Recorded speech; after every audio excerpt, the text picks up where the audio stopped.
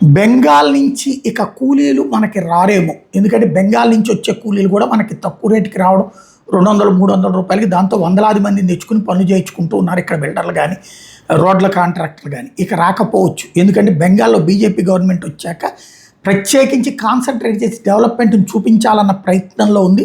అందులో భాగంగా 1000 కోట్ల రూపాయల రూరల్ రోడ్ శాంక్షన్ చేశారు. అక్కడ ఉన్న పల్లె ప్రాంతాల వాళ్ళు ఎక్కువ ఇక్కడికి వస్తుంటారు. కలకత్తాలో అయితే పెద్దగా ఉపాధి అవకాశాలకు ఎత్తుక్కోనక్కర్లేదు, అక్కడ పోర్ట్ ఇవన్నీ ఉన్నాయి కాబట్టి. పల్లె ప్రాంతాల వాళ్ళు ఇటు వస్తుంటారు. ఇప్పుడు ఆ పల్లె ప్రాంతాల రోడ్లు వేస్తుంటే అక్కడే 380 నుంచి 400 రూపాయలు ప్రభుత్వ పథకం కిందనే ఇస్తారు. ఇంకెందుకు అక్కడ నుంచి ఇటు వస్తారు? అది నెంబర్ 1. రెండోది వచ్చేటప్పటికి 1 లక్ష ఇళ్ళు పేదలకు కేటాయించారు ఈ గ్రామీణ ఆవాస్ యోజన కింద. దాంతో ఆ ఇళ్ళు వచ్చినప్పుడు ఆ ఇళ్ళు తీసుకోవడానికి, ఆ ఇళ్ల నిర్మాణం ద్వారా కూలి పనులు దొరికేటప్పుడు అక్కడికే ఎక్కువ కాన్సన్ట్రేట్ చేస్తారు.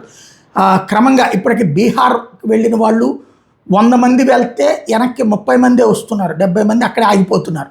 ఇది కూడా అట్లాగే ఉండే అవకాశం ఉంది.